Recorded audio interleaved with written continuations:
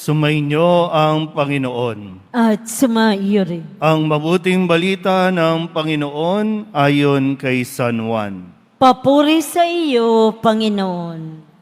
Noong panahong iyon, sinabi ni Jesus kay Nicodemo, "Walang umakyat sa langit, kundi ang bumaba mula sa langit, ang anak ng tao.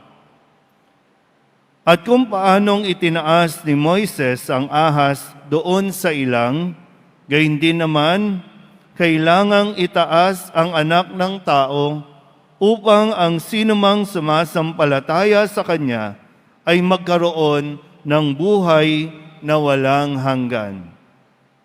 Gayon na lamang ang pag-ibig ng Diyos sa sanlibutan, kaya ibinigay niya ang Kanyang bugtong na anak, upang ang sumampalataya sa Kanya ay hindi mapahamak, kundi magkaroon ng buhay na walang hanggan. Sapagkat sinugo ng Diyos ang Kanyang anak, hindi upang hatulang maparusahan ang sanlibutan, kundi upang iligtas ito sa pamamagitan niya."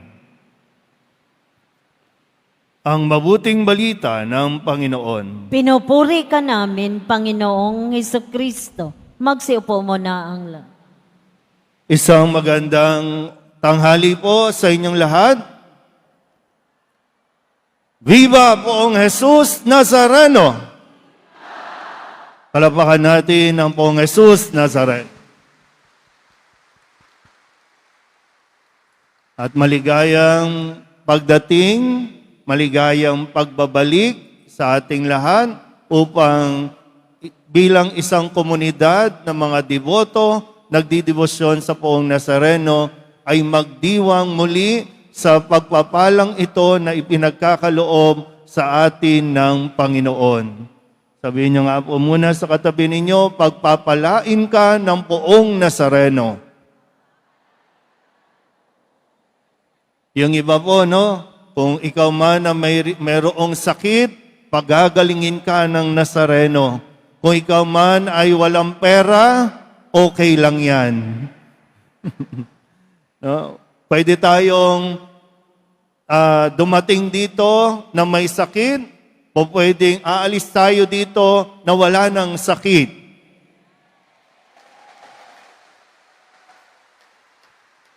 Pwede tayong dumating dito na medyo hindi maganda ang ugali. Sabihin niyo nga muna sa katabi ninyo, magpakabait ka naman kasi. Kasi magkaiba yun, ha? Yung po pwede tayong dumating na may sakit, pwede tayong umalis na walang sakit, pero magkaiba yung dumating tayo dito na hindi tayo mabait, pero aalis tayo dito, desisyon mo yon. Kasi yun yung bagay na kailangan natin mapagnilayan. Kasi yung pagkakasakit natin, po pwedeng dahil sa iba, po pwedeng dahil sa virus, po pwedeng dahil sa karumihan ng paligid, pero ang Panginoon, tutulungan tayo. Pero yung pagpapakabuti natin, yun yung hahayaan niya tayong magdesisyon. Kung gusto na ba natin bumait talaga, gusto na ba nating tumino talaga, nasa sayo. Huwag mong iasa sa himala na para bang pag humawak ka, magkakaroon ng magic. Uy, bago na ako. Pipiliin natin maging mabuti, pipiliin natin magpakabuti dahil sa pag-ibig ng Nazareno. Kaya nga, ngayong araw na ito, muli, no, ipinapaalala sa atin kung gaano tayo kamahal ng Poong Nazareno. Sabihin niyo nga ulit sa sarili ninyo, mahal ako ng Nazareno. Kaya nga, muli, no, tingnan natin ulit, pagmasdan natin yung Nazareno, yung kanyang imahin. Isa sa mga talagang baon-baon ko, no, nung ako po ay malipat ng ibang assignment, ang talagang baon ko sa aking pag-unawa at pagtingin sa imahin ng Nazareno ay nagpapaalala sa atin ng pag-ibig ng Diyos. Mahal tayo ng Diyos. Kasi kapag ang tao, naramdaman niya na walang nagmamahal sa kanya, kapag ang isang tao, pakiramdam niya, nangangailangan siya ng pagmamahal, ang Nazareno lang ang magpupuno niyan. Kasi pag hindi pa natin nakikita ayon sa Nazareno, kung saan-saan natin ito hinahanap. Kaya nga tayo nagkakamali minsan. Kaya tayo nagkakaproblema kasi naghahanap lang naman tayo ng taong magmamahal sa atin. Naghahanap lang tayo ng taong tatanggap sa atin.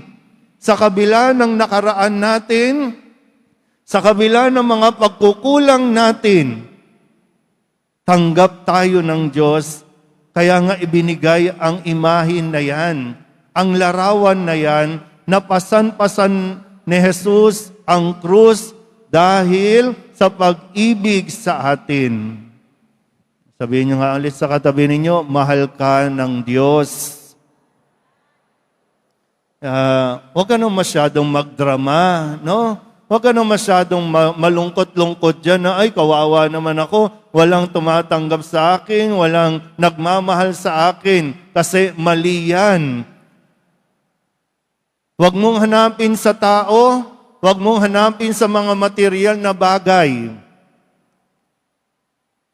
Huwag mong hintayin o huwag mong pagkaduldulan na mahalin ka ng tao.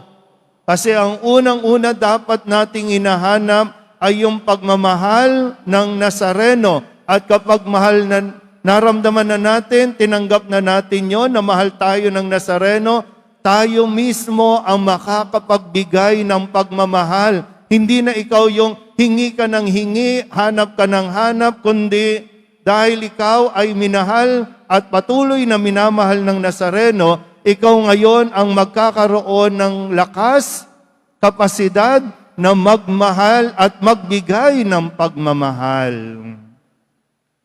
Sabihin niyo nga po, salamat Nazareno sa pagmamahal.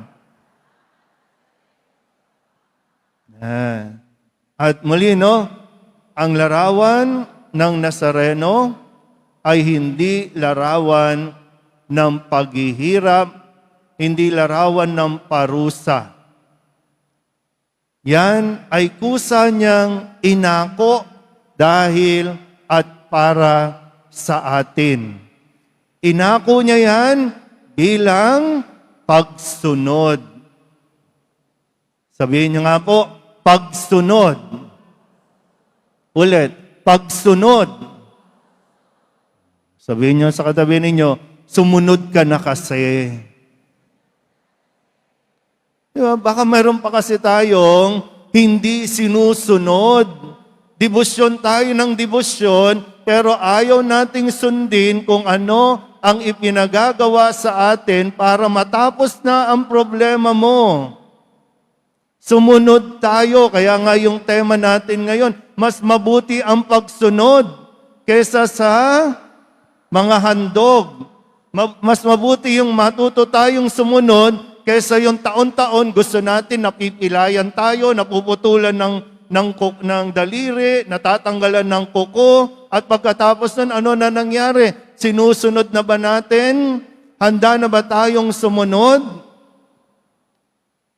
Sa mga deboto, ilang taon na kayong deboto? Kailan kayo susunod? Halimbawa, alam po, no? Pareho naman kayong deboto. Bakit ayaw pa ninyong magpakasal? Sabihin nyo nga sa katabi ninyo, magpakasal ka na. Kasi di ba, deboto ka. Ano ba ang naaayon? Hindi naaayon na magsama kayo na hindi kasal. O kaya, sige, sabihin nyo sa katabi ninyo, hiwalayan mo na yan. Di ba? Hindi mo naman asawa. Alam mo namang mayroon ng iba. Alam mo namang may asawa na yan. Pero sama ka ng sama. Pinagduduldulan mo, pinaggigiitan mo sarili mo. Ang sabi ng Nazareno, sumunod ka kasi. Iwan mo na yan. Ayaw ka naman pakasalan. Anong gagawin natin? Tapos hawak-hawak ka tayo, no? Marami ngayon nandito sa nag-aabang sa prosesyon, diyan sa palangka, nakikipagkit-kita, no? Pero ayaw namang sumunod na sinasabi na nga, itigil mo ang bisyo, itigil mo ang droga. Wala, bago pumunta dito, anong ginawa? Tumoma muna. O kaya tuloy, kahit anong paliwanag natin, yung mga volunteers natin, sandali lang, wala, dahil nga ibang espiritu yung nasa utak, hala, sige, salubungin. Pero salamat po, no, sa inyo mga nandito, sa mga nakikinig, kahit sa mga nasa labas, alam ko hindi madali, yung paghihintay, pipila ka ng matagal, pero salamat kasi sumunod ka. At ang taong sumusunod sa Nazareno, pinagpapala lalo. Sabihin niyo nga ulit sa katabi ninyo, umasa ka, pagpapalain ka. Pero sumunod tayo, ha? Hindi pwedeng himala-himala lang. Hindi pwedeng gusto natin ang Nazareno, sundin yung gusto natin. Pero yung tayo ba, handa na ba tayong sundin ang Nazareno? Yun ang mas ikakatuwa ng Nazareno, ikakatuwa ng Diyos sa atin. Dahil gustong-gusto talaga ng Diyos na maging masaya tayo. Gustong-gusto talaga ng Diyos na ibigay sa atin yung buhay na magbibigay din sa atin at magdadala sa isang buhay na walang hanggan. Ulitin niyo nga po, susunod ako sa Nazareno. Ulit, susunod ako sa Nazareno. Maligayang kapisahan sa ating lahat.